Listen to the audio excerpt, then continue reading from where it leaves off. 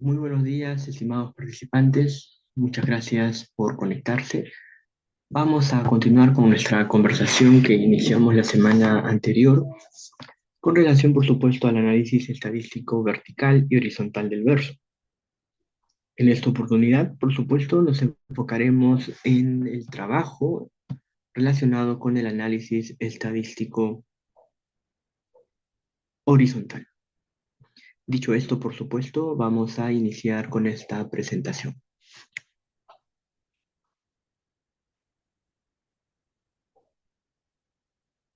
Si una de las ventajas del análisis estadístico vertical consistía en identificar las principales constantes o tendencias relacionadas a la estructura misma del verso, y que en algunos casos era una herramienta tan valiosa que lo que permitía era, sin duda alguna, en llegar hasta casi un 80% de exactitud con relación a una posible paternidad dudosa con relación a un poema y un determinado autor.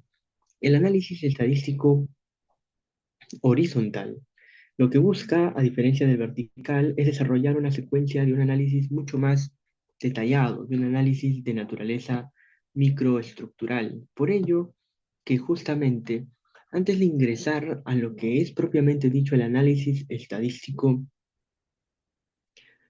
horizontal, ya que busca ante todo un análisis mucho más detallado, un análisis mucho más detenido, que aborde lo microestructural, es importante entrar a lo que se considera como un grupo rítmico semántico, que es la base fundamental para poder desarrollar un análisis estadístico horizontal. ¿Qué es un grupo rítmico semántico? En principio, un grupo rítmico semántico, como bien se puede observar aquí, es la conjunción de uno o más grupos de intensidad. ¿Qué es un grupo de intensidad? Es la palabra. Una palabra, en términos de esta propuesta o de estos estudios versológicos, un grupo de intensidad es igual a hablar de una palabra. ¿Por qué grupo de intensidad? Porque es la reunión de un conjunto de sílabas átonas alrededor de una sílaba tónica. Por ejemplo, la palabra padre está conformado por una palabra tónica, la sílaba pa, y la átona tri. La expresión entonces, o el grupo de intensidad padre, es entonces pues una palabra que obedece a esta dinámica de un grupo de intensidad. Por ello, insistimos, un grupo rítmico semántico es la conjunción de uno o más grupos de intensidad, de una o más palabras, semánticamente reconocibles, reunidos alrededor de una cima prosódica. En otras palabras, un tiempo marcado. Si yo dijera mi padre, la expresión mi es definitivamente también un grupo de intensidad, una palabra, que se une a un segundo grupo de intensidad, padre, mi padre. Vale decir, tengo una átona en mi, en pa, que es la tónica, y otra átona. Por tanto, traducido en nuestros términos, sería así, tiempo, la sucesión de la expresión o del grupo rítmico semántico. Mi padre tendría la sucesión de un tiempo no marcado, un tiempo marcado y un tiempo no marcado. Eso es el grupo rítmico semántico, entonces, la conjunción de uno o más grupos de intensidad de palabras semánticamente reconocibles alrededor de una cima prosódica. Por tanto, como bien podemos de alguna manera examinar, un grupo rítmico semántico, señoritas caballeros, es una unidad portadora de ritmo y de sentido. Cuando yo cuando yo enuncio la expresión mi padre, definitivamente estoy también, por supuesto, comunicando algo. Estoy indicando una determinada posesión, un determinado vínculo, también una determinada posición de respeto, por decirlo así. No he mencionado la expresión mi papá, he mencionado la expresión mi padre. Y incluso si yo digo la palabra mi padre, o la expresión, o el grupo rítmico semántico mi padre, ya hemos señalado que está acompañado de una átona, la secuencia es átona tónica, átona mi padre. Eso traducido a los famosos pies clásicos, estoy ante la figura del anfíbraco. Es decir, a nivel de la forma estaría ante un anfíbraco, pero a nivel del sentido todo el mundo podría reconocer qué es lo que yo quiero enunciar o lo que yo quiero transmitir, o al menos la información más básica que yo quiero comunicar cuando simplemente digo la expresión mi padre. Por ello, un grupo rítmico semántico, insistimos, es una unidad portadora de ritmo y de sentido.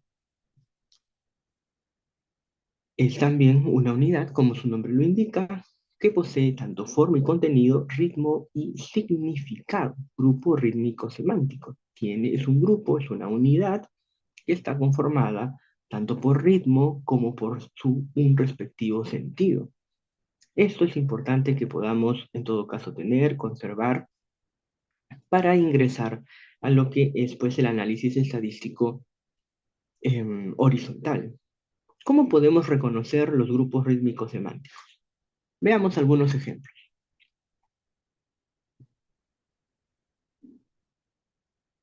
Yo estoy utilizando, por decirlo así, estos signos convencionales de las X, que es para las X con acentuadas y las X sin acentuación, que tienen que ver, por supuesto, muchísimo con la cuestión esta de los símbolos de la versología internacional, de los símbolos de la versología internacional. Pero también es completamente válido que ustedes puedan utilizar, que ustedes puedan emplear definitivamente, que ustedes puedan emplear, que ustedes puedan subrayar o en todo caso referir símbolos de la versología tradicional española, vale decir, aquellos símbolos en los que de pronto ustedes pueden utilizar las famosas letras O, por decirlo así, o simplemente utilizar otros símbolos convencionales. En ese sentido no hay ningún problema. Nosotros estamos empleando los símbolos que señala la versología internacional, que básicamente es una X para indicar una sílaba átona y una X con tilde para indicar, o con acento para indicar una sílaba tónica. Dicho esto, observemos de manera detenida. Fijémonos primero en los ejemplos. Con el aire se batían las espadas de los lirios. Entonces, para desarrollar y reconocer un grupo rítmico semántico, yo empiezo a realizar lo más básico, la escansión. Si alguien de pronto requiere algún manual o algún instructivo para aprender o ingresar de lleno a lo que es la escansión, yo recomiendo evidentemente el manual de métrica española de Antonio Quimis, que puede ser muy útil para iniciar este proceso de aprender, por supuesto, a escandir, de aprender a hacer el conteo de las sílabas métricas. Por cuestiones de tiempo no podría detenerme con exactitud en mostrar los pasos para realizar la escansión. Asumimos o partimos de la premisa de ese inicial conocimiento. Por ejemplo, acá dice, con el aire se batían. Entonces, simplemente reconozco con sílaba átona, el átona, aire. Ajá, acá hay un aspecto muy llamativo. Aire. Esta primera sílaba, el ay, definitivamente es tónica. Entonces, esto definitivamente aquí recae un tiempo marcado.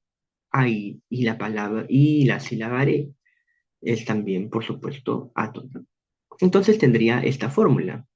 Con el aire se batían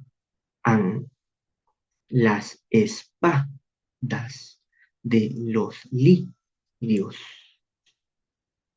Optamos por colocar estas barras porque la definición nos dice que un grupo rítmico semántico es la conjunción de uno o más grupos de intensidad, llámese palabras semánticamente reconocibles, reunidos alrededor de una cima prosódica. Vale decir que si yo me concentro solamente en con el aire, entonces estoy hablando que este grupo rítmico semántico está conformado por tres grupos de intensidad: la palabra con, la palabra el y la palabra aire. Tengo tres palabras, es decir, este grupo rítmico semántico está conformado por tres palabras. En total, estas tres palabras equivalen a cuatro sílabas métricas, donde la sílaba tónica está básicamente en la tercera sílaba de este grupo de intensidad, perdón, de este grupo rítmico semántico. De la misma manera, por supuesto, con la expresión se batía, se batían. A diferencia del primer grupo con el aire, Sebastián está conformado por dos grupos de intensidad, vale decir, con dos palabras, la palabra se y la palabra batían. El meollo radica que la palabra batían tiene en total, está conformado por tres sílabas métricas, se, ba, ti, an.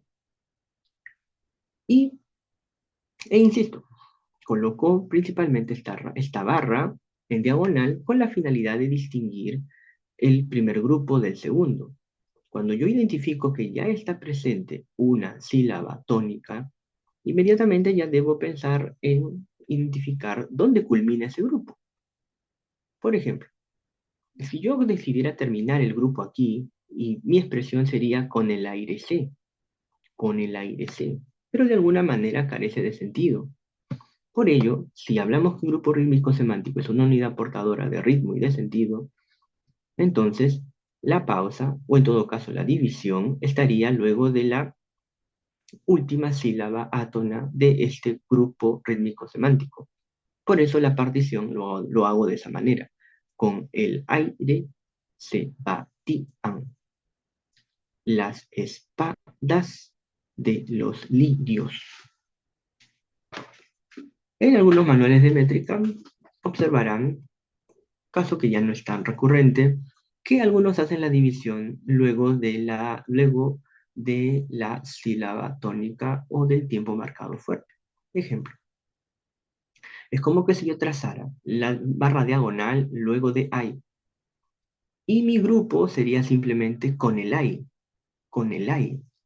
Observarán que si yo escucho la expresión con el I, no le puedo asociar algún sentido o algún significado específico.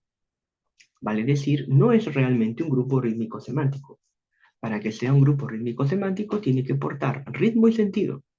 Cuando yo escucho con el I, pues no identifico, puedo identificar una estructura rítmica definitivamente, más no un sentido, más no un contenido. En cambio, si yo digo con el aire, definitivamente tengo ritmo y tengo sentido. Observamos todos, de manera detenida, que prácticamente este primer ejemplo, todos los grupos rítmicos semánticos tienen la misma forma. Y es muy sugerente observar que si de pronto le damos una lectura respetando el acento de intensidad, se genera definitivamente un ritmo de base acentual. Con el aire se batían las espadas de los lirios. Con el aire se batían las espadas de los lirios. Pero ¿qué sucede si de pronto tengo este ejemplo? Un segundo ejemplo. Junto a tu lecho la cuelgues, todo mullido de plumas. Junto a tu lecho la cuelgues, todo mullido de plumas. ¿Qué sucede con este ejemplo? En este ejemplo encontramos una cuestión muy particular. Junto a, junto a tu lecho la cuelgues. Si recordamos al menos algunas cuestiones básicas, por eso he referido el libro de Antonio Quilis, Métrica Española, un libro que circula por diferentes medios, incluido completo en PDF en la red, que ustedes pueden descargar libremente. Ustedes bien podrán observar, ustedes bien podrán examinar que aquí se está produciendo definitivamente un fenómeno muy particular, un fenómeno que tiene un nombre llamado sinalefa. Lo menciono simplemente para que podamos tenerlo presente. La sinalefa es aquel fenómeno mediante el cual dos sonidos vocálicos o dos vocales tienden a fusionarse, tienden a unirse y a formar, por supuesto, una sola sílaba. Junto a tu lecho la cuelgues, todo mullido de plumas. Junto a tu lecho la cuelgues, todo mullido de plumas. Por eso que curiosamente esta O y esta A se juntan. Junto a. Por eso lo coloco así. Junto a tu lecho la cuelgues. Junto a tu lecho la cuelgues. Aquí todo mullido de plumas. Es interesante observar también que tanto el primer verso como el segundo están manteniendo una estructura similar, casi como en el ejemplo primero. Es llamativo que aquí tengamos, si queremos seguir los términos convencionales, Insisto, si queremos seguir los términos convencionales, esta forma de tener una tónica con una átona, esta primera forma, recibe el nombre de troqueo. Esta sucesión de una átona, tónica, átona, o simplemente un trisílabo grave, recibe el nombre de anfíbraco. Ah, y en el caso de esta forma en particular, recibe el nombre de peón tercero, un tetrasílabo grave. Para no necesariamente manejar términos que puedan resultar hasta cierto punto un poco engorrosos de memorizar, bastará con que ustedes puedan recordar concretamente que estamos ante un tetrasílabo grave. De la misma manera aquí, bisílabo grave, un trisílabo grave. Dicho esto, retomando el ejemplo, observaremos de manera detenida cómo de pronto se construyen, en este segundo ejemplo, estructuras paralelísticas. Básicamente son idénticas, son las mismas. Tenemos aquí bisílabos, anfíbracos, anfíbracos. Y la estructura del ritmo es muy llamativo, porque acá tengo junto a y acá tengo la expresión todo. Aquí, tu lecho. Acá hablamos de un grupo rítmico semántico conformado por dos grupos de intensidad, dos palabras, tú y la palabra tú y la palabra lecho. Acá también, la y cuelgues. Aquí solamente tengo un solo grupo de intensidad, mullido, una sola palabra. Aquí dos, de plumas. Por tanto, un grupo rítmico semántico, insistimos, puede agrupar varias palabras. Lo importante es que siempre tenga una cima prosódica o un tiempo marcado o un acento que comande la reunión de dichos grupos de intensidad, que comande la reunión de dichas palabras. Observemos entonces este tercer ejemplo. Tenemos aquí la luna pálida y triste, dejando luz en el agua. La luna pálida y triste, dejando luz en el agua. La luna pálida y triste, insistimos, dejando luz en el agua. Tengo aquí una expresión muy particular, la luna pálida. Estamos ante una palabra esdrújula que, por supuesto, se siente de manera muy marcada su condición, su golpe acentual. La luna pálida y triste, dejando luz en el agua. Si realizo la escansión, si realizo el conteo, si realizo la medición, tengo esta secuencia. Si me acompañas acá, la luna pálida y triste. Ocurre un fenómeno similar que en el segundo ejemplo, o y a. Aquí tengo la expresión, o perdón, los sonidos vocálicos, la a y la i, que por el fenómeno señalado anteriormente, el fenómeno de sinalefa, hace que estos sonidos de naturaleza vocálica se junten. Alguien me dirá, pero esto no es una vocal. Es correcto, pero suena como una vocal. La teoría me indica que estos sonidos de base vocálica tienden a la formación de sinalefas. Vale decir que en el fondo, por supuesto, tanto la A y la I se convierten definitivamente en una sola sílaba métrica. Esto es importante de subrayar. Esto es importante de subrayar. Dicho esto, tengo esta distribución.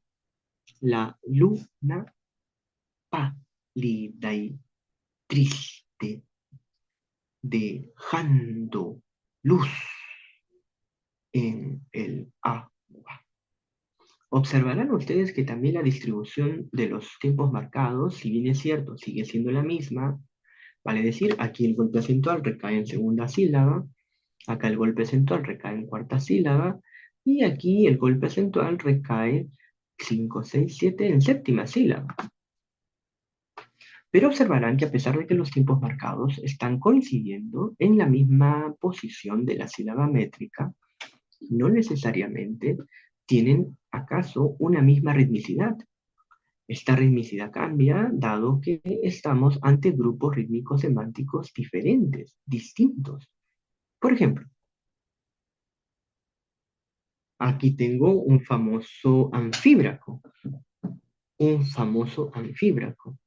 Aquí, en cambio, tengo un Dáctilo, un dáctilo, que es dáctilo es un trisílabo esdrújulo, no simplemente una palabra esdrújula. Acá tengo un troqueo.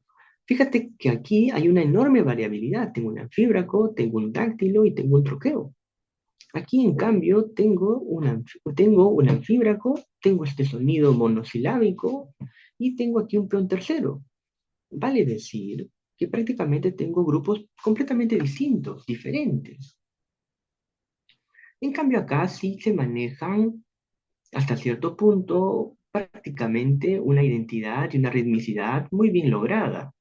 Pero esto no significa que constituya un error, ni mucho menos pues una falla del poeta. Imposible. Porque bien ustedes podrán observar que si vamos al terreno del contenido, la necesidad de colocar esta distribución de palabras, esta determinada organización, repercute en la dimensión semántica. Por ejemplo, tengo aquí la luna. Necesito remarcar el adjetivo que define a luna y debo remarcarlo con una fuerza y una intensidad mayor para poder realmente comunicar cuál es la situación de la luna. Por tanto, la palabra que continúa debe reforzar, debe acentuar esa característica particular que en este preciso momento tiene la luna. Por ello, la palabra pálida, con su fuerza esdrújula, define muy bien y rompe esa, esa inicial, comillas, cadencia anfíbraca o anfibráquica. La luna, pálida y triste. Observarán que mientras que esta expresión contiene al sujeto, la luna, los otros grupos rítmicos semánticos que curiosamente observarán tienen el acento de intensidad en la primera sílaba de cada grupo, de alguna manera resalta los estados de ánimo o las características de la luna. Y estas se deben sentir. La luna pálida y triste. Es como que si de pronto el sonido sube y bajara, sube y bajara, para definir a la vez también los estados de ánimo o las condiciones de la luna. Es interesante lo que sigue en el siguiente verso, dejando. ¿Quién está dejando algo? ¿La palidez y la tristeza? No, la luna. Por tanto, este, esta expresión, este gerundio, por decirlo así, tiene la misma estructura rítmica que la expresión luna, porque es la que realmente está ejecutando la siguiente acción. ¿Qué está dejando? Luz.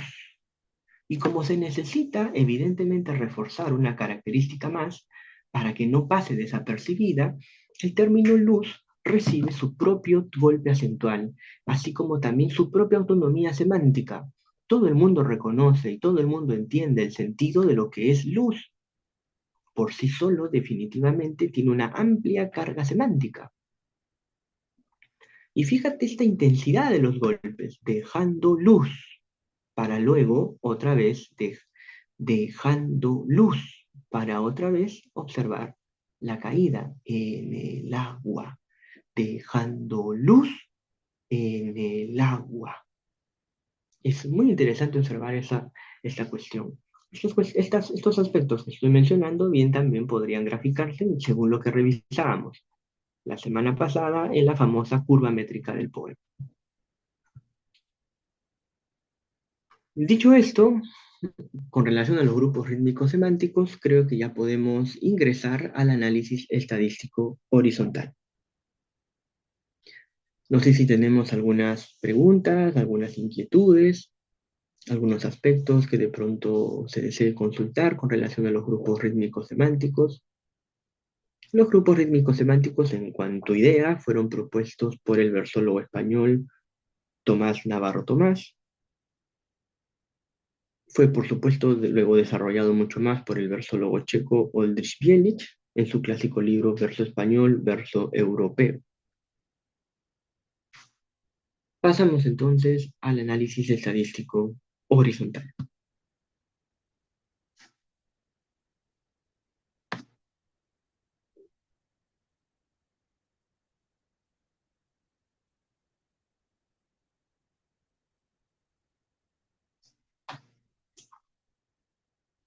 Sin duda alguna, para desarrollar el análisis estadístico horizontal es necesario entonces tener presente, o al menos partir de algo básico, la escansión de los tipos marcados o la identificación de las diferentes medidas silábicas que conforman un poema, así como también la toma de decisión con relación a la identificación de los grupos rítmicos semánticos.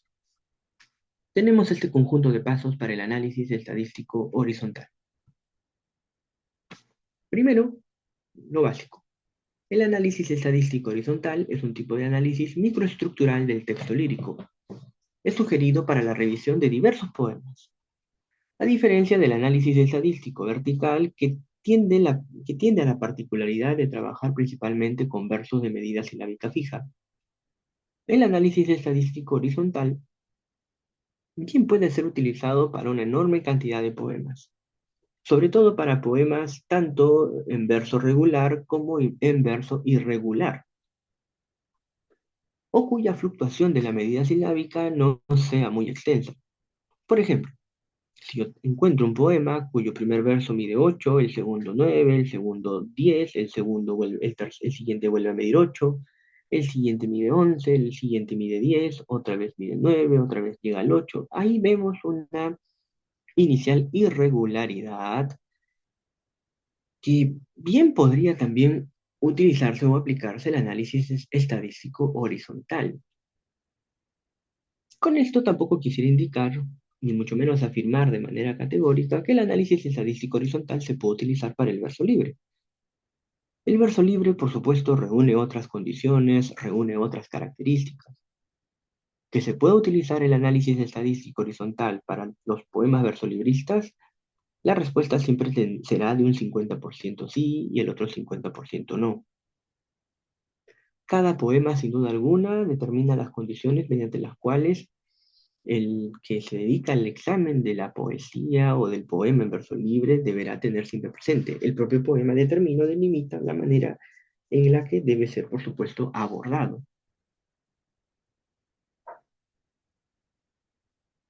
Dicho ello, por supuesto, el análisis estadístico horizontal puede ser utilizado, nuevamente señalamos, en diversos poemas, incluidos el verso libre, sí, pero señalamos con las respectivas restricciones.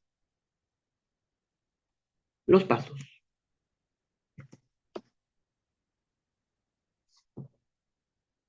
Tenemos concretamente 5 pasos. Insistimos, pueden ser pasos que ahora que se pueden ver abstractos, que se pueden ver acaso un poco confusos, son los pasos. Pero tenemos un ejemplo que definitivamente va a volcar en la práctica cada uno de estos pasos.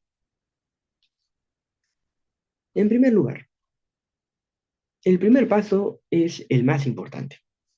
Se realiza la escansión empleando los grupos rítmicos semánticos en y por cada verso del poema.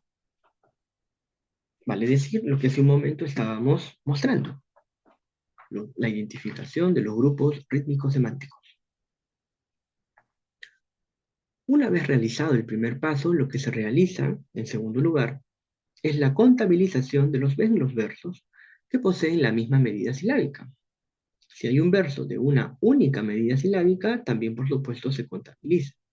Esto es importante de subrayar. Se contabilizan los versos de la misma medida silábica y si hay un verso de una única medida silábica, todo se contabiliza. Todo se contabiliza. 3.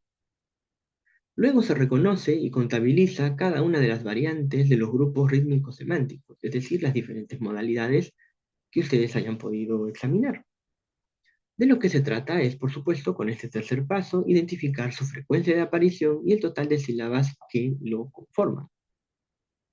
Cuarto paso. Se procede al cálculo porcentual a partir de la siguiente fórmula. Total de sílabas por grupo multiplicado por el factor 100 dividido entre el número total de sílabas rítmicas del poema. Esta es la fórmula matemática básica de nuestro análisis estadístico horizontal. Difiere, por supuesto, solamente en un componente con relación al análisis estadístico vertical. Con ello, por supuesto, también vamos a obtener e identificar las constantes y las tendencias métricas que están presentes en el poema, principalmente la de los grupos rítmicos semánticos. Con el paso anterior, definitivamente se podrá construir qué grupos rítmicos semánticos o identificar qué grupos rítmicos semánticos generan la percepción de ritmo en el poema. Es decir, aquellos que generan impulso métrico, lo que en su momento señalábamos en la sesión anterior, así como también aquellos que tensionan el impulso métrico y que dan paso al momento de expectativa frustrada. Quinto y último paso. Se procede a partir de la información estadística al análisis, descripción, explicación de las relaciones entre el ritmo y la dimensión semántica ideológica representada en el poema. Vale decir que el análisis estadístico horizontal hace que luego de obtener la información estadística, luego de haber trabajado e identificado la información cuantitativa, pase a la fase de la explicación cualitativa, de la interpretación de esos datos. Si hay un punto que le interesa, por supuesto, a la versología en cuanto al análisis estadístico vertical y horizontal del verso, tiene que ver muchísimo con encontrar lo que en versología se conoce de base o de herencia formal y de herencia formalista, esta noción de buscar pruebas objetivas para ideas subjetivas. Dicho estos puntos o estos pasos, pasemos a continuación a desarrollar, a explicar, a profundizar en el análisis, a operar con el análisis estadístico horizontal. Vamos con el ejemplo. Para ello me gustaría utilizar el análisis estadístico horizontal en el poema Las Torres Simbólicas de José María Buren. Leamos el poema a continuación.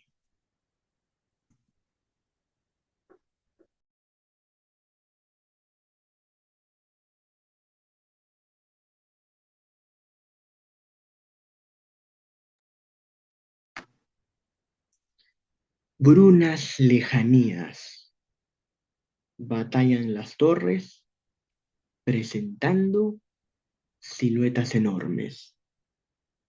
Áureas lejanías, las torres monarcas se confunden en sus iras llamas. Rojas lejanías, se hieren las torres, purpurados se oyen sus clamores. Negras lejanías, horas cenicientas, se oscurecen, ¡ay! Las torres muertas.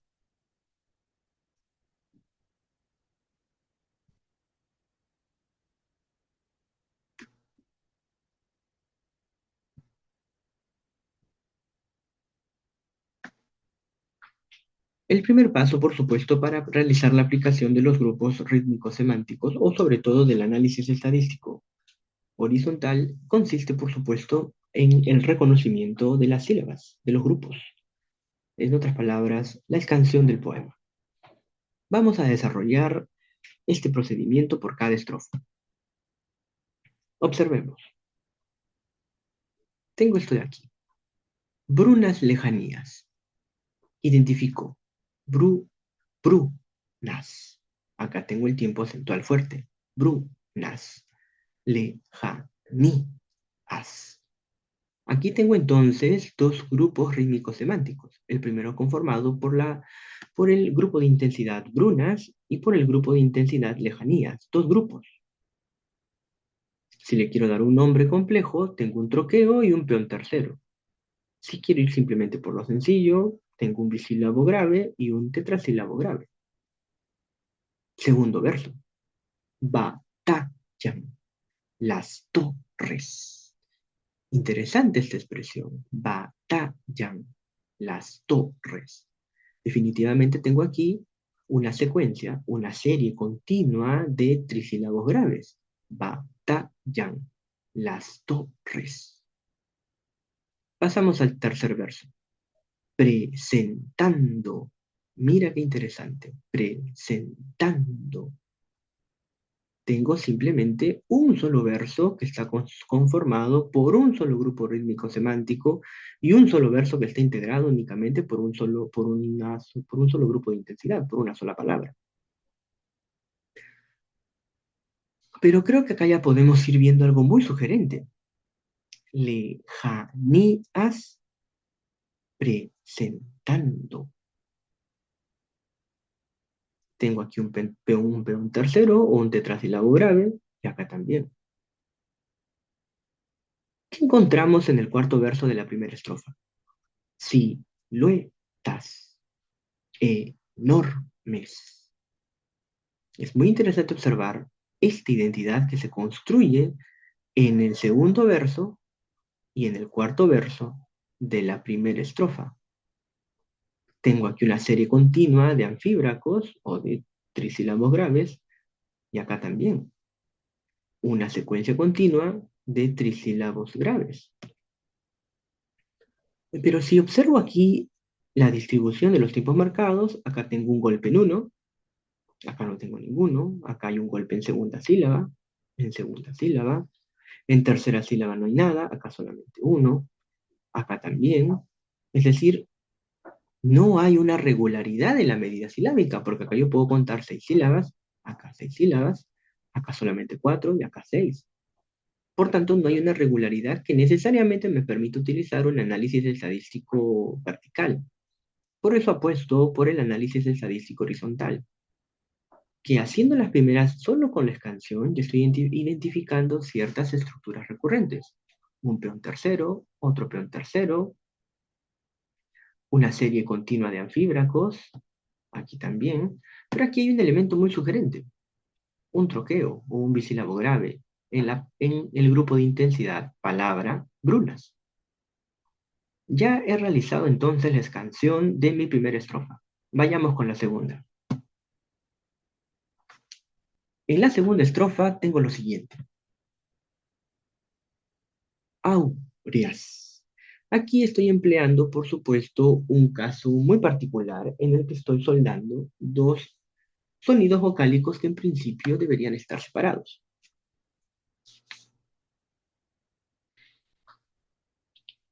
Aquí estoy empleando la famosa dialefa, si mi memoria no falla. Áureas lejanías. Áureas lejanías. Esto es sumamente sugerente.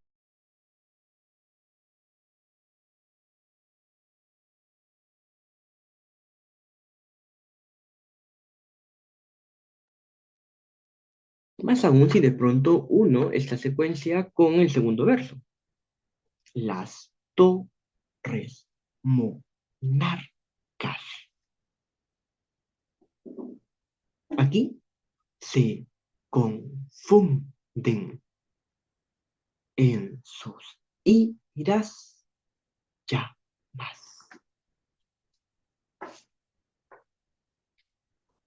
Hace un momento apuntábamos, señoritas caballeros, que existía una correspondencia muy llamativa, muy cercana, muy sugerente, por supuesto, con relación a la primera estrofa, en la equivalencia de las series continuas de anfíbracos en la primera estrofa del segundo y cuarto verso. Aquí, por el contrario, ya no encontramos en el segundo y el cuarto verso una correspondencia a nivel de los grupos rítmicos semánticos. Hay una mayor variabilidad en el armado de la estrofa. Se sigue manteniendo la disposición del grupo peón tercero en la parte final y en el tercer verso, que también sigue utilizando un peón tercero, al igual que en la estrofa anterior. Lo llamativo es que el solitario troqueo o bisílabo grave vuelve a aparecer, pero en la parte final. Y a la vez también, si observarás de manera detenida, ¿existiría acaso una equivalencia de corte semántico entre el significado de lo áureo o la noción de lo áureo, áureas lejanías? ¿Qué cosa es lo áureo? Alude al color, llamas. La llama siempre oscila entre esos colores naranja y amarillo, un amarillo de un color muy distinto también. En fin, lo dejo simplemente como meras sugerencias. Vamos a ver qué nos dice el análisis más adelante. Conserva en tu memoria entonces esta distribución y únela a la de la estrofa anterior. Ahora añadamos la escansión de la tercera estrofa. La escansión de la tercera estrofa ofrece lo siguiente. Mira esta estructura. Rojas lejanías. Es interesante observar que nuevamente se repite esta misma fórmula. Estamos en la tercera estrofa y si recordarás, tanto la primera estrofa como la segunda estrofa, el primer verso tiene siempre esta estructura. Es decir, un troqueo sumado a un peón tercero. En otras palabras, un bisílabo grave con un tetrasílabo grave. Aquí se hieren las torres. Observarás de manera detenida que acá tenemos una vez más una serie continua de anfíbracos. Se hieren las torres. Se hieren las torres. Alguien me preguntará con justicia, ¿y por qué no desarrollo sin alefa entre la E y esta Y? Y. Como hemos señalado anteriormente, la sinalefa solamente se produce entre sonidos vocálicos. Aquí ya aparece un sonido más bien de base semiconsonántico. Y, se ye, se hieren las torres. Por eso aquí se interrumpe la sinalefa, no por la presencia de la H. Se hieren las torres. Fíjate aquí, qué llamativo. Purpuratos. También tenemos un peón tercero. Y a estas alturas, en la tercera estrofa, ya podrás de pronto recordar que tanto la primera, la segunda y esta tercera estrofa, en el tercer verso, siempre trabajan con un peón tercero. Mira la arquitectura formal y la perfección que Guren está diseñando en este poema. De la misma manera sucede en este verso, que prácticamente es el con el que inician hasta el momento todas las estrofas. ¿Y qué sucede si vamos al cuarto verso? Se oyen, acá sí procedo con la sinalefa, son sonidos, son netamente sonidos vocálicos, por eso se fusionan y suena así, se oyen sus clamores. Se oyen sus clamores. Aquí, por supuesto, encontramos una cuestión muy llamativa. Aquí más bien se está construyendo un paralelismo a nivel de los grupos rítmicos semánticos entre el primer y el cuarto verso. Troqueo, peón tercero, troqueo, peón tercero. Es muy interesante observar eso. Así como también tenemos aquí un peón tercero, otro peón tercero y otro peón tercero. Vale decir que si bien es cierto, el ritmo acentual, podríamos decir de manera tentativa que el ritmo, más que acentual, que el ritmo del poema no se basa en los acentos de intensidad, como la mayoría puede creer, sino que aquí el ritmo se está más bien construyendo a partir de la distribución en el terreno de la estrofa, del movimiento y la variabilidad de los diferentes grupos rítmicos semánticos que conforman el poema. Es aquí donde realmente radica la musicalidad de Guren, más que en la cuestión de una regularidad marcial acentual. Vayamos con la cuarta estrofa.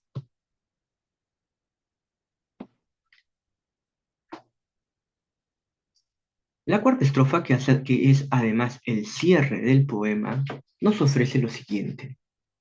Negras lejanías, horas cenicientas, se obscurecen, hay las torres muertas.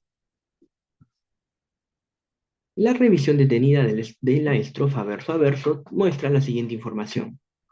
Primer verso, negras lejanías.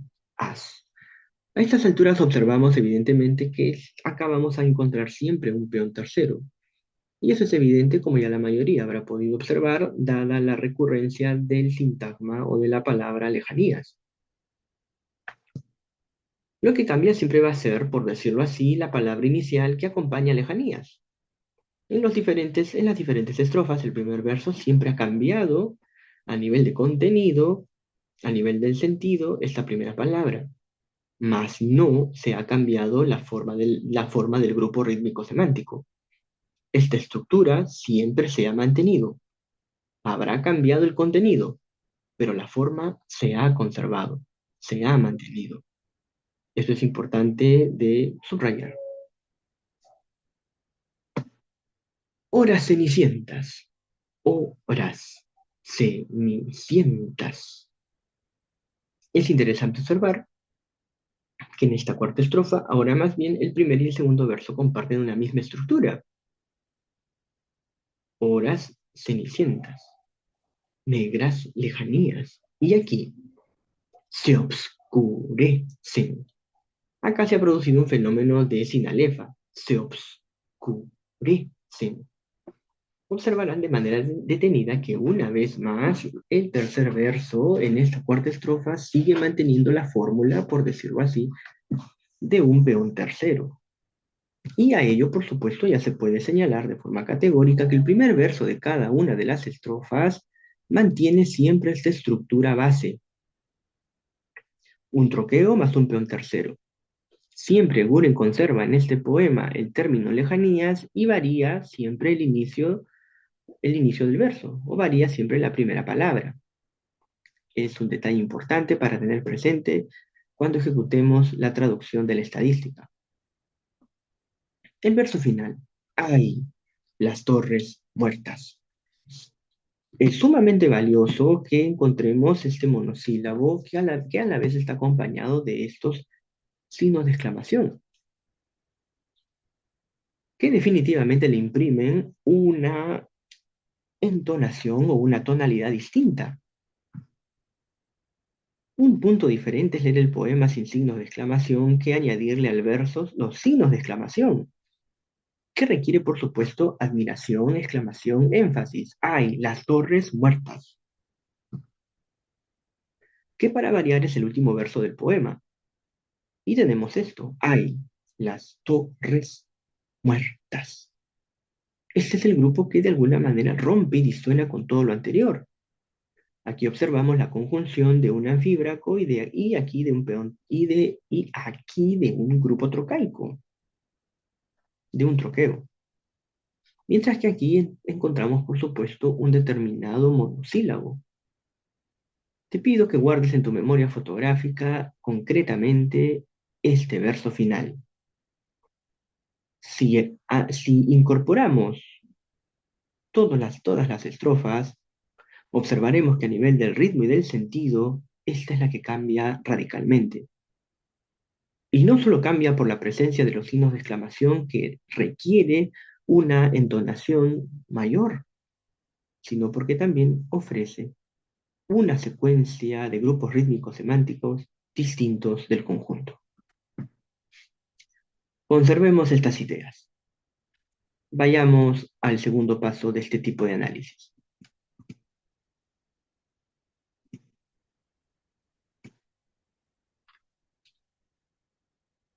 Una vez realizada la integración de todos estos elementos, ya tenemos aquí las 4 estrofas con la escansión que hemos podido realizar de manera detenida. Necesitamos ahora realizar la contabilidad.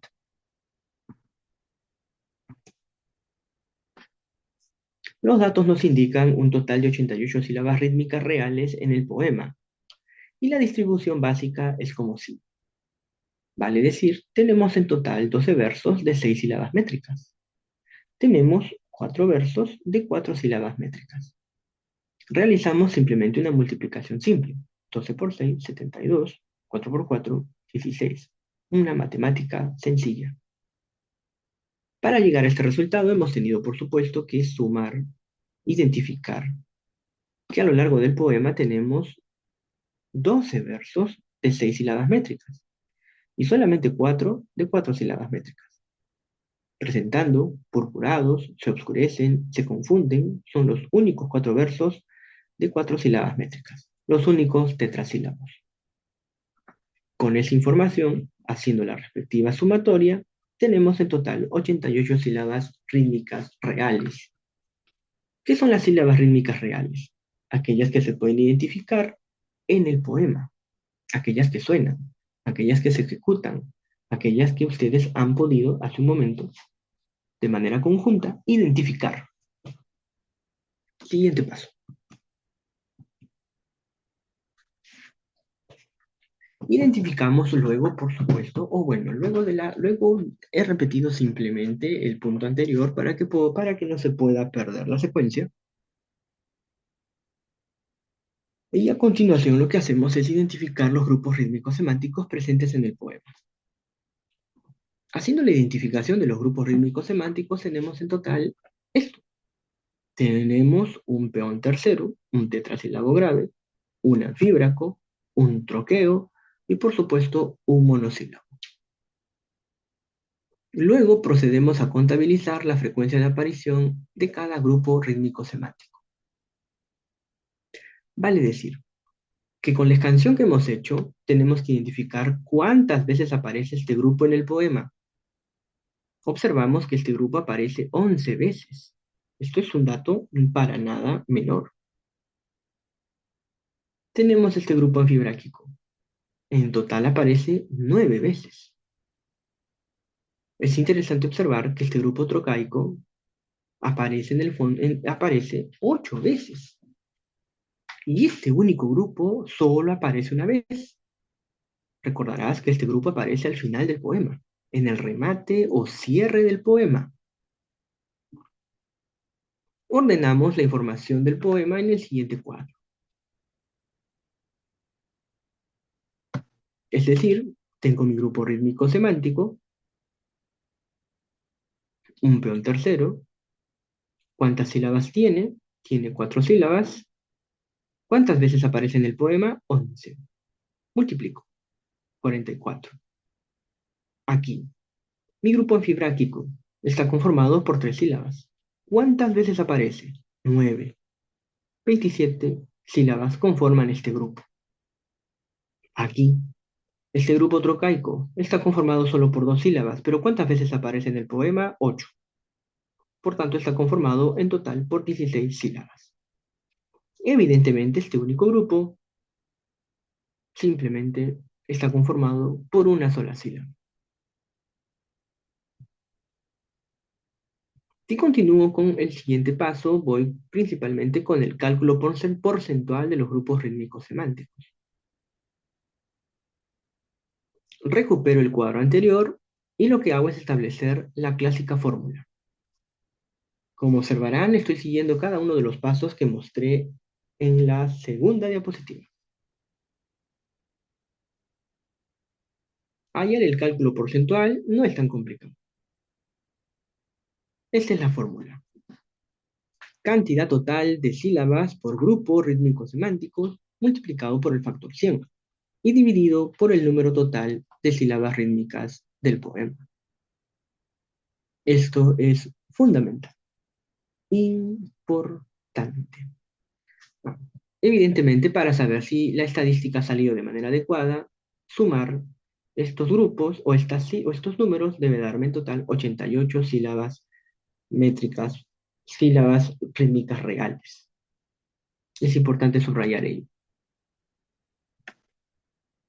Si yo ejecuto mal la estadística, puedo de pronto no alcanzar los resultados establecidos. Por ello es importante realizar una adecuada escansión para que la estadística pueda ser pues, la más efectiva. Aquí no estamos entrando simplemente con ideas que uno puede interpretar. Aquí estamos utilizando una data concreta. Errar en la data implicará también errar en los posibles resultados que vamos a desear plantear. Por ello es importante la precisión y la exactitud de esta estadística, que en el fondo es una estadística básica. La fórmula es la siguiente. En el peón tercero habíamos identificado que en total hay 44 sílabas en este grupo. Estas 44 sílabas las multiplicaré por el factor 100. Definitivamente 44 por 100 es 4400 y esto lo debo dividir entre 88. Acá estamos definitivamente utilizando el redondeo.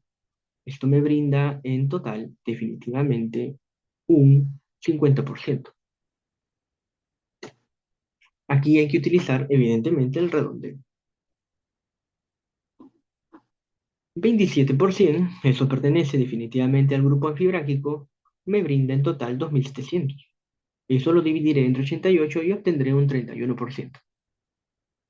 De la misma manera, el grupo trocaico, 16 sílabas en total, multiplicado por el factor 100, 1.600, dividido por supuesto entre 88, me brinda un 18%. Y este grupo, utilizando, insistimos una vez más, el redondeo, 1 por 100, entre 88 hemos redondeado a la cifra. Entonces, tengo el siguiente resultado del cálculo porcentual. Rescatando la noción anterior, tengo que en total este grupo equivale a un 50%, este grupo a un 31%, este grupo trocaico un 18% y este monosílabo a un 1%. Visto así, el cuadro final quedaría de esta manera. Lo ya anunciado. El grupo peón tercero está con un total de un 50% de presencia de aparición en el poema. El grupo anfibráquico con un 31%, el grupo troqueo con un 18%, grupo trocaico 18% y el grupo monosilábico con un 1%. Toda esta información ahora hay que de alguna manera pasarla a una cuestión estrictamente cualitativa.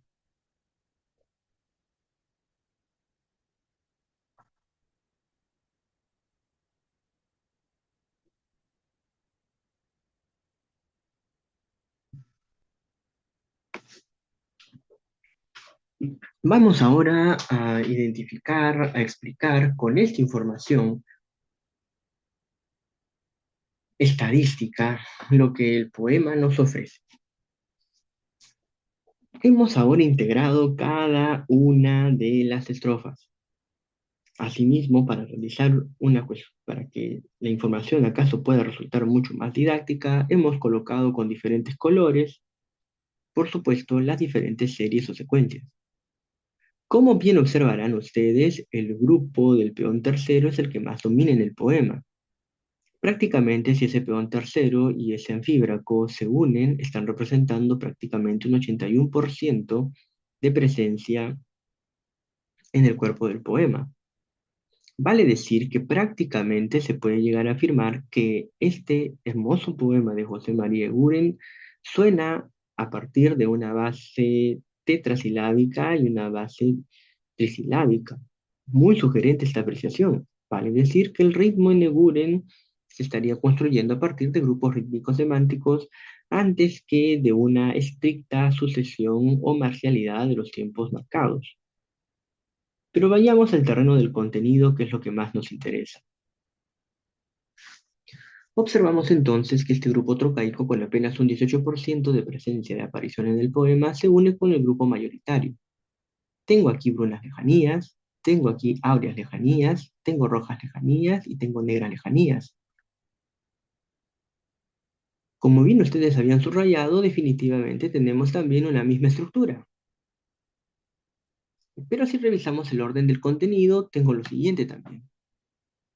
El sintagma lejanías prácticamente se mantiene invariable en cada uno de los versos. Se mantiene invariable porque además pertenece al grupo de mayor frecuencia de aparición. Por tanto, no es gratuito que dicha palabra se mantenga firme en cada inicio del verso.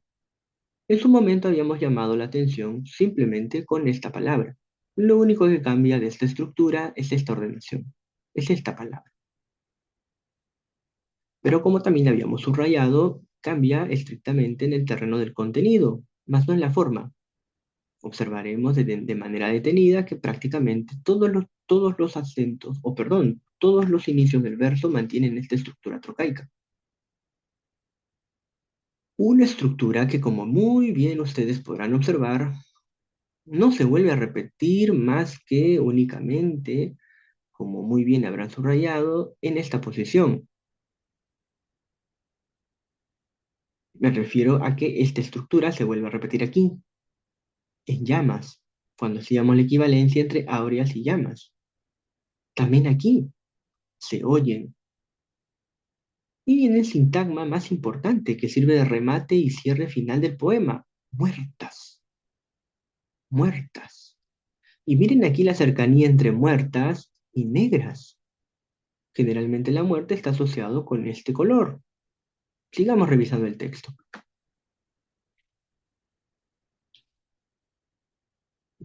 No solamente tengo esa estructura repetitiva muy marcada y muy fuerte, también tengo una estructura basada en las pausas sintácticas.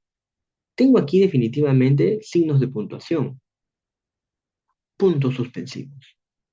Los puntos suspensivos, según la retórica, es entendida como la figura retórica de la reticencia.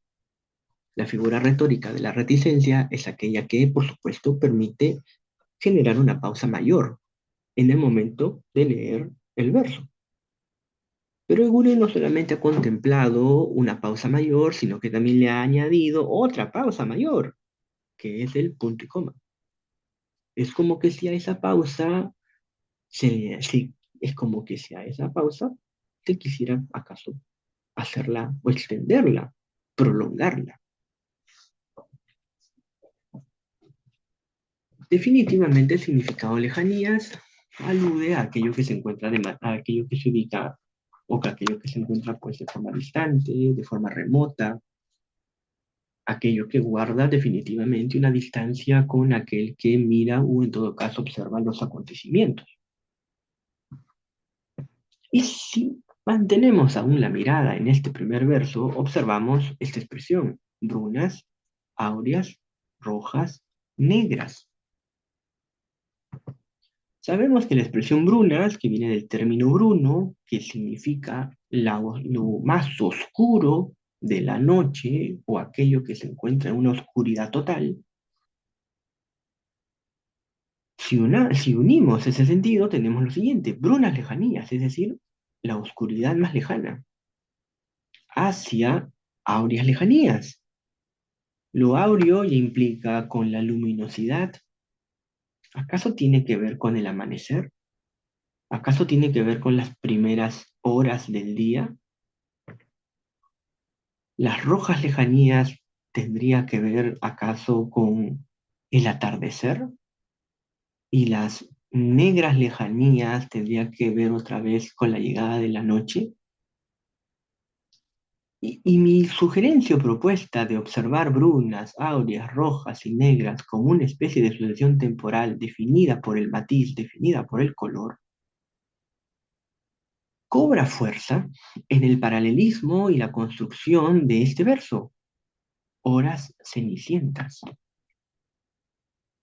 Definitivamente la expresión horas lleva en sí mismo la cuestión o la dimensión temporal, ahí no hay discusión.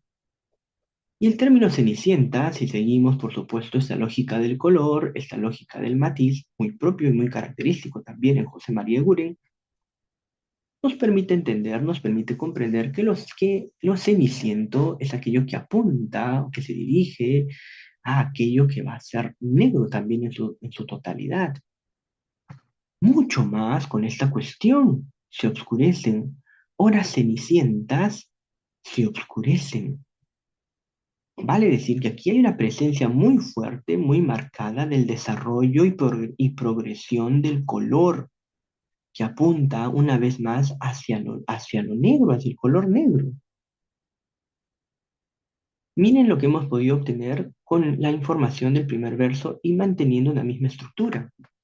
La palabra lejanías a nivel del ritmo y del sentido no varía, no cambia, porque es aquello que se busca reforzar mediante la distancia. Y hay un punto clave. El primer tiempo marcado del primer verso de cada una de las estrofas siempre cae en la primera sílaba. Y el segundo tiempo marcado cae todavía en la quinta. Uno, uno, dos, tres, cuatro, cinco. Uno, dos, tres, cuatro, cinco. Uno, 2, 3, 4, 5. Uno, 2, 3, 4, 5. Es como si de pronto existiese lo que se conocería como un verso vacío. ¿En qué sentido? En que existe una enorme distancia entre el primer tiempo marcado y el último. Prácticamente median tres tiempos o tres tiempos no marcados.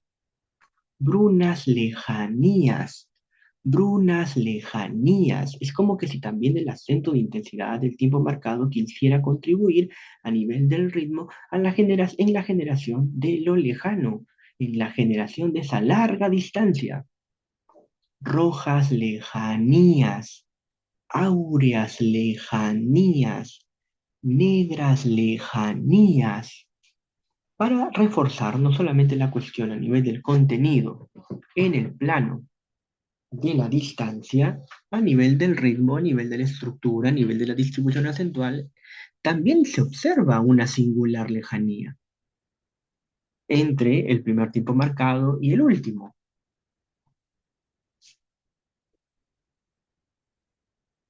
¿Qué sucede si de pronto observamos el segundo verso? Según la estadística, estamos ante el anfíbraco, básicamente aquel grupo rítmico semántico que está conformado por un 31% de presencia total en el poema. Es muy sugerente este verso, batalla en las torres. Pero ¿qué sucede si me acompañas al segundo verso también de la segunda estrofa? Las torres monarcas. Lo que se ha procedido aquí es simplemente cambiar la posición del sustantivo de la expresión o de sujeto torres.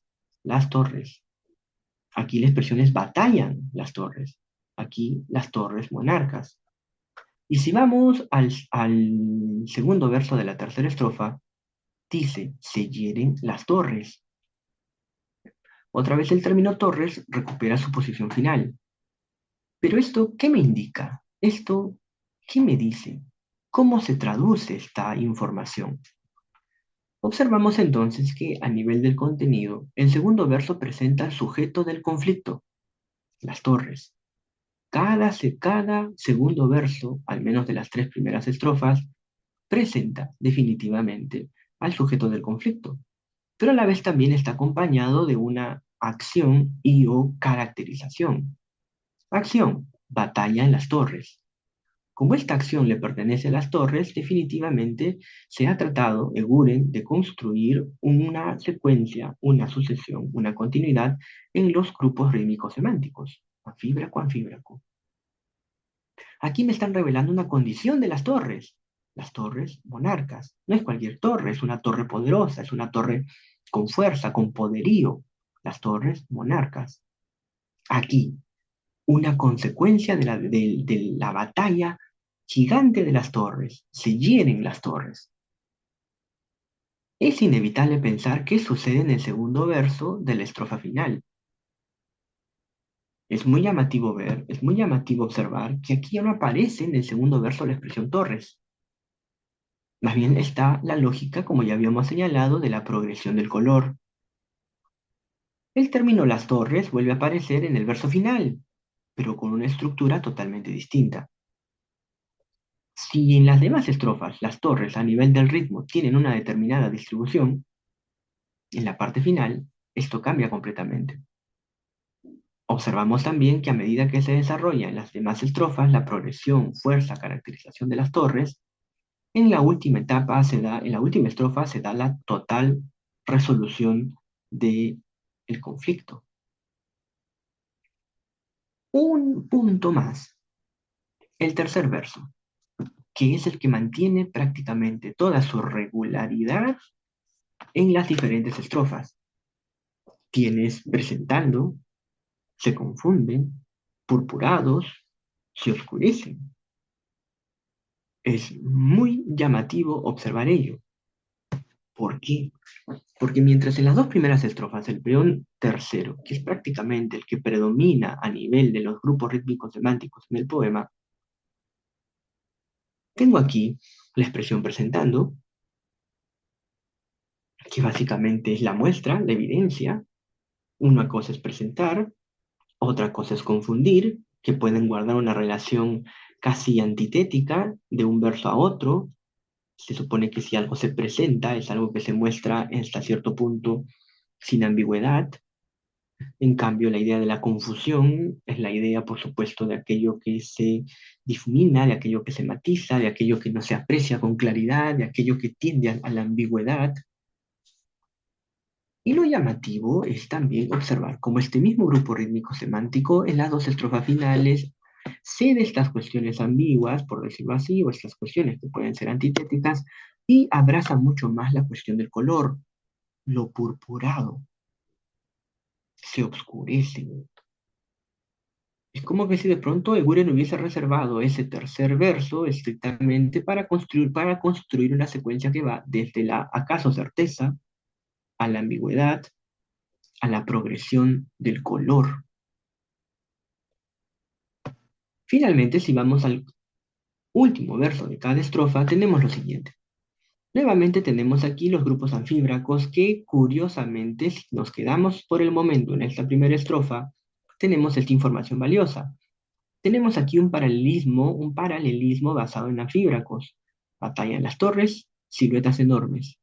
Lo importante y lo relevante aquí es que tenemos no solamente a los anfíbracos, sino que a nivel del contenido, siluetas enormes está directamente relacionado con la característica de las torres.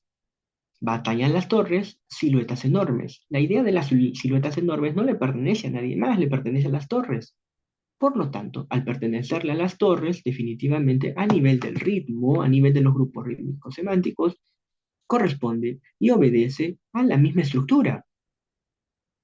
Ya habíamos señalado definitivamente que en los versos siguientes, torres monarcas, seguir en las torres, prácticamente estamos ante características, acciones que les competen o que recaen directamente sobre las torres. Lo mismo aquí, siluetas enormes también estará haciendo referencia a las torres. Y es muy llamativo y muy sugerente que estos dos grupos de siluetas enormes obedezcan también a la serie o a la sucesión en la que las torres ocupan un papel importante con sus características, con sus acciones, con sus secuencias.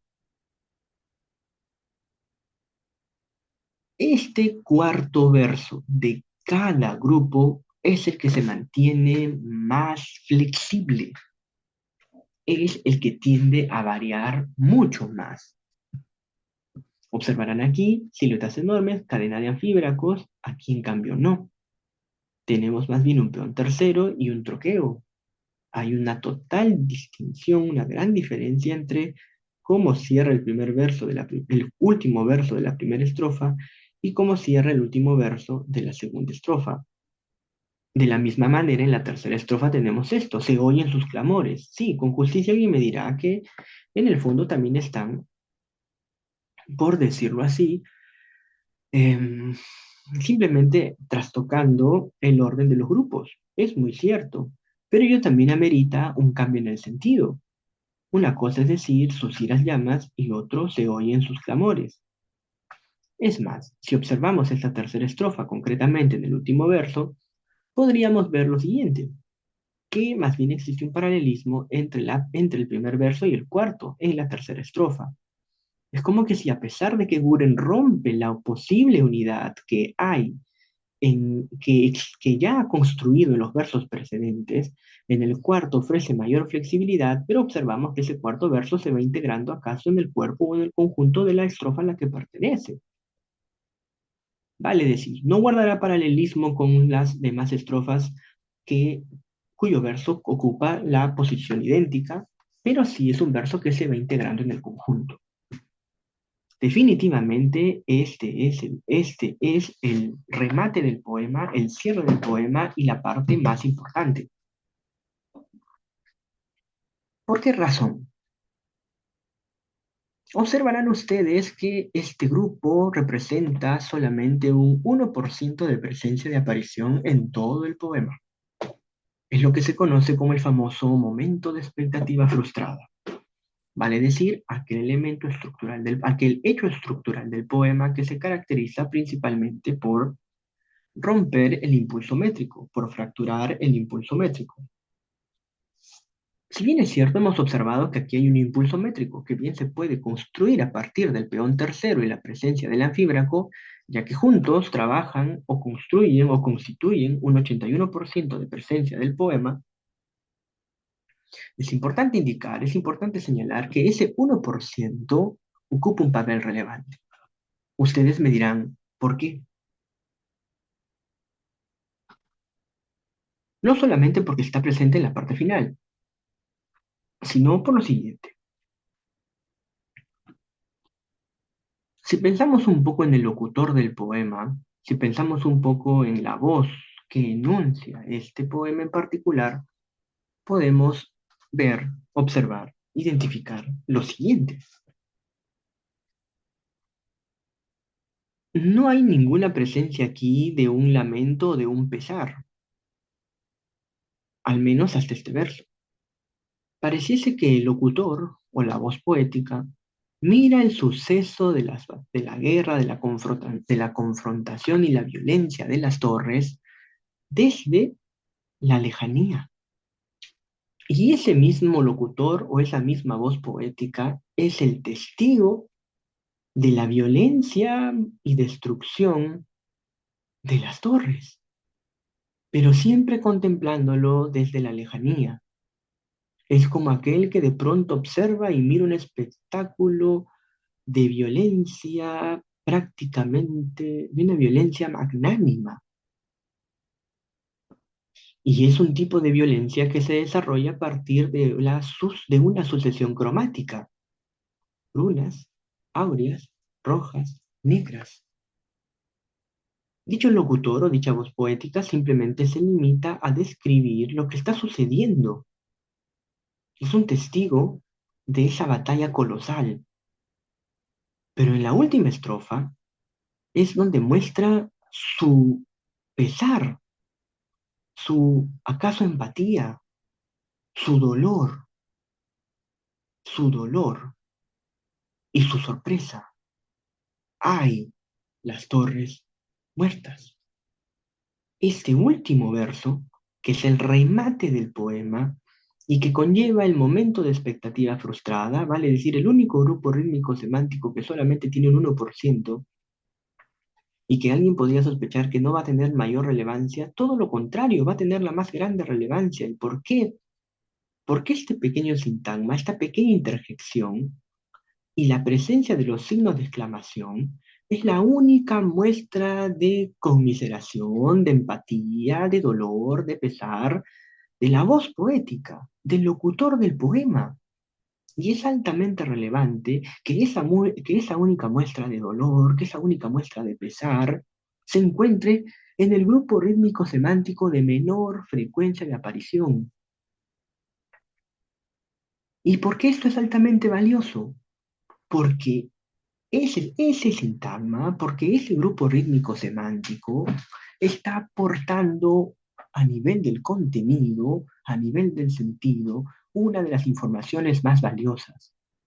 Vale decir, cuando el locutor ve que las torres ya están muertas, este dolor, esta situación, esta idea de contemplar la muerte del otro, luego de una batalla titánica, genera, por supuesto, el malestar, genera, por supuesto, el dolor, genera, por supuesto, el acto del condolerse. ¡Ay! Las torres muertas. Mientras que en los demás versos, como muy bien ustedes habrán podido leer, hay una actitud de lejanía, hay una actitud de distancia con relación a lo que se ve, y simplemente se limita el poema a describir, a contar, a relatar, comillas, a narrar, a mirar lo que está sucediendo. Y el único verso donde el locutor puede ingresar al poema a mostrar su subjetividad, su sufrimiento, es en el último verso. Y concretamente en el momento de expectativa frustrada, en el grupo de menor presencia del poema. Y dicho sea de paso, es un verso que además está construido con los otros dos grupos de menor frecuencia de aparición en el poema, con un troqueo que lleva una de las informaciones más importantes de todo el poema, vale decir, el término muertas, con apenas un 18% de aparición, y con el anfíbraco Las Torres, que cumple un papel sumamente relevante, porque, como ustedes habrán podido observar, las torres siempre han sido protagonistas y han estado ubicadas en el segundo verso de cada una de las estrofas. Pero como aquí ya se decide cerrar el poema, rematar el poema, ver la progresión final del color, se vuelve aquí el sujeto Las Torres ocupará la posición final. Hay las torres muertas. Y prácticamente este último verso trabaja con el momento de expectativa frustrada y con los grupos de menor frecuencia de aparición en el poema, con la finalidad de que se puedan sentir, con la finalidad de que el ritmo se pueda percibir, con la finalidad incluso hasta de cambiar la propia entonación o tonalidad del poema en su conjunto. Visto así, entonces, podemos observar que José María Eguren, a partir de un análisis estadístico horizontal, puede prácticamente evidenciar la construcción, la arquitectura, la maestría de José María Eguren y arrojar enormes lecciones con relación a la manera en que entre el ritmo y el sentido se generan una conjunción que potencian definitivamente la dimensión, que conjuntan la dimensión estética del poema. Dicho esto, estimadas señoritas, estimados caballeros, queremos también poner el punto final a estas dos sesiones de este curso introductorio. Estas dos sesiones con relación al análisis estadístico vertical y horizontal del verso pretenden simplemente ser una introducción, presentar al menos lo básico que puede permitirnos, sin duda alguna, iniciar este camino desde otra lectura que abrace definitivamente el estudio de la poesía más allá de los contenidos, más allá de hacer simplemente historia o más allá de simplemente ensalzar la dimensión temática. Definitivamente, los poemas, la poesía, la lírica, el poema en general es un objeto que ha sido construido de una manera muy compleja y con una altísima especialización. Y generalmente los estudios tienden, acaso, a privilegiar mucho más lo historicista, lo contenidista, la dimensión ideológica del poema antes que ingresar al terreno de la forma. La versología es una manera más, una forma más, una metodología más de cómo ingresar al terreno de la forma. Se precisa entonces que un retorno al interés por este tipo de acercamientos, que como observarán, tiene una riqueza y muchísimo por revelar de la estructura del poema, de la estructura de la forma, de la música del poema. Siempre se ha señalado que Guren es musical y no hay muchos estudios que evidencien o demuestren, más allá de la subjetividad o del mero impresionismo, en qué se basa esa musicalidad. Aquí, como bien ustedes habrán podido observar, se conjunta sonido, sentido, musicalidad y también, por supuesto, una evidencia estadística que sin duda alguna refrenda o avala cualquier idea subjetiva, por decirlo así. No sé si tenemos alguna pregunta, alguna consulta. Caso contrario, agradecerles enormemente por haberse conectado en estas dos sesiones y será pues hasta una siguiente oportunidad.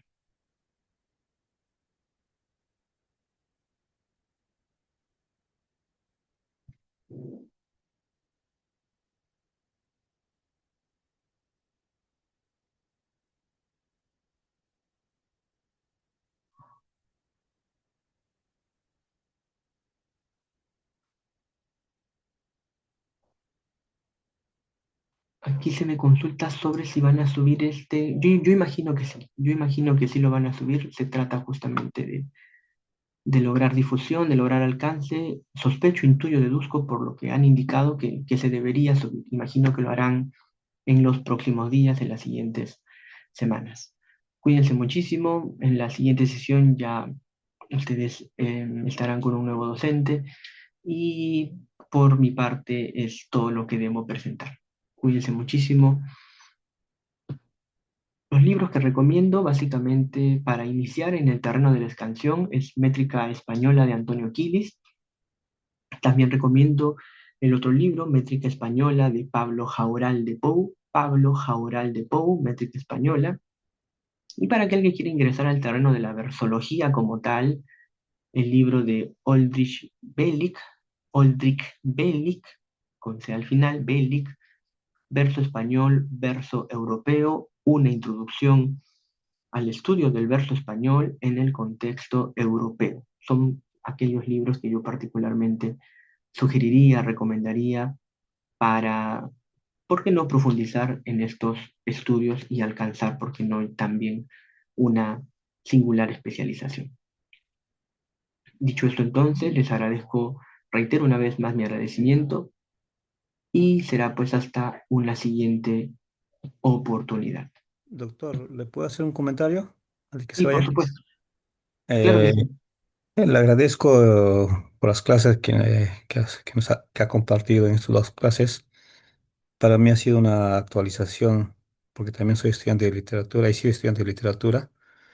Y lo que usted ha dictado clase, yo recuerdo en el año 2000 recién apareció el libro, no sé, eh, Beldrich, me parece, Aldrich, ¿no? correcto, En ese entonces todavía no se hablaba, ¿no? No se desarrollaba como usted ha desarrollado en la clase, ¿no? Ahora hay una forma de sustentar, ¿no? Sobre todo los tonos, el ritmo a través de sus métodos, ¿no? correcto, Y eso es bueno, ¿no? Sobre todo, ya no, antes era empírico, ¿no? Y ahora ya tenemos, incluso usted lo ha demostrado, ¿no? Se puede hacer un gráfico, ¿no? correcto, Eso es muy bueno.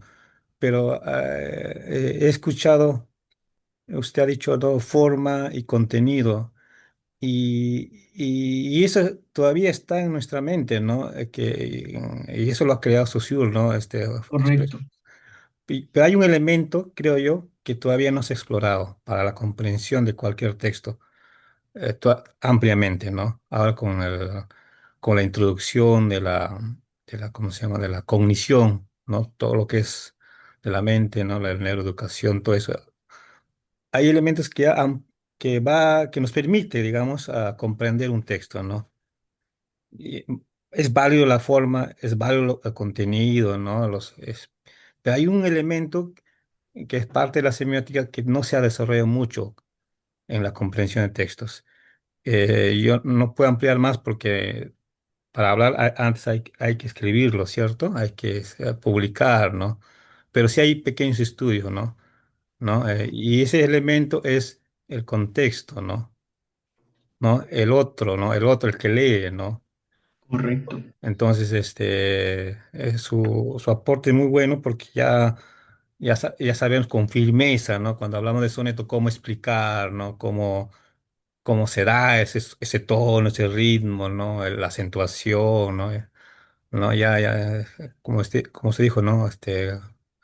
Cuantitativamente podemos explicarlo, ¿no? Eso es bonito, ¿no? Eso es bonito. Tenemos más recursos para hacer comprender lo que es un texto poético, ¿no? Eso sería todo, doctor. Estimado, yo quisiera añadir algo más y ya con ello cerrar, que no es una línea que se esté trabajando o mejor, o lo digo así, hay un texto que no ha sido traducido al castellano, que es de Reuben Sur, que él estudia la poética cognitiva y utiliza esto que estamos viendo, la versología, para estudiar, para hacer rítmica cognitiva y métrica cognitiva y llevarlo a un terreno ya de la cognición. Él habla de, por supuesto, no solo de literatura, sino de lingüística cognitiva, de psicología cognitiva, de neurociencia. Reuben Sur es un pionero en lo que es la poética cognitiva como tal. Él utiliza hasta instrumentos, programas, aplicaciones para el estudio de este tipo de fenómenos que ahora estamos viendo a otro nivel. El libro no está traducido al castellano. Yo estoy haciendo una traducción del libro. No, no me refiero a la traducción, no me refiero a que estoy traduciendo el libro, me refiero a que yo estoy traduciendo el título del libro. El libro se titula hacia una poética cognitiva. El autor, lo voy a escribir en el chat, es Reuben Sur. Es uno de los libros más llamativos, no está traducido, dudo mucho que lo puedan traducir porque es un texto cuyos ejemplos están todos en inglés y es un texto muy potente porque habla de la mente, habla de los hemisferios derecho e izquierdo, cómo el cerebro procesa los versos, cómo el cerebro procesa la lectura de los poemas mismos, pero todo está en inglés, ¿no? Así que aquel que conozca inglés o simplemente se vale las nuevas tecnologías puede acceder a este libro importante, ¿no? Es un libro muy bueno, muy potente, que le está dando una vuelta de tuerca a la cuestión de la poética cognitiva. Doctor, lo voy a escribir porque justo ese término es lo que he escuchado últimamente, ¿no? Lo voy a escribir para ver, o lo busco, como se dice, ¿no? Para conversar un poco sobre eso, ¿no? Estoy interesado Sí, en ese claro que tema. sí. Excelente, excelente. Ya, gracias, Me, doctor. me preguntaban también si hay un grupo de retórica en la universidad. No hay tanto un grupo, que yo sepa. em, El profesor Camilo Fernández Cosman, que es el especialista en retórica y estilística literaria en el país, es actual presidente de la Asociación Latinoamericana de Retórica, tiene muchos libros publicados, el profesor Camilo Fernández Cosman. Él tiene un grupo que se llama, una institución que se llama Asociación Peruana de Retórica, Asociación Peruana de Retórica. Y ahí, pues, es un grupo que se dedica tanto a la investigación, a la revisión, a eventos culturales, en fin, puede ser una forma. En la Universidad de San Marcos no he observado o no tengo no tengo muy presente si hay un grupo que se dedique a este tipo de investigaciones. Bien, en primer lugar les agradezco enormemente el interés, la participación y que estas iniciales lecciones, este compartir de ideas pueda ser, por supuesto, de mucha utilidad. Que todos tengan un muy buen día y será pues hasta una siguiente oportunidad. Muchísimas gracias. Me hablan de compartir el correo electrónico. Sí, el correo electrónico es muy sencillo. Es en doble L I N O S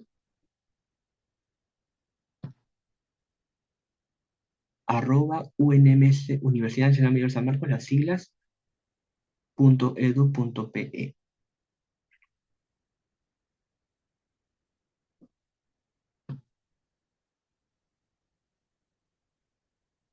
Muy bien, ahora sí, muchas gracias. Que todos tengan una muy buena mañana y será pues hasta una siguiente oportunidad. A ver, no creo que tenemos un último. Para acceder a la Asociación Peruana de Retórica hay que contactarse con el profesor Camilo Fernández. Este grupo o esta asociación circula en redes sociales y sobre todo tiene una revista de investigación que está indexada en Scopus, que es la revista Metáfora. Es la revista Metáfora. Ustedes colocan revista Metáfora, Aspere, y les va a conducir a la manera en la que se pueden contactar. Y el doctor Camilo Fernández él es el director en jefe y así que está ya a responder inquietudes, consultas, aquello que se deseen solicitar.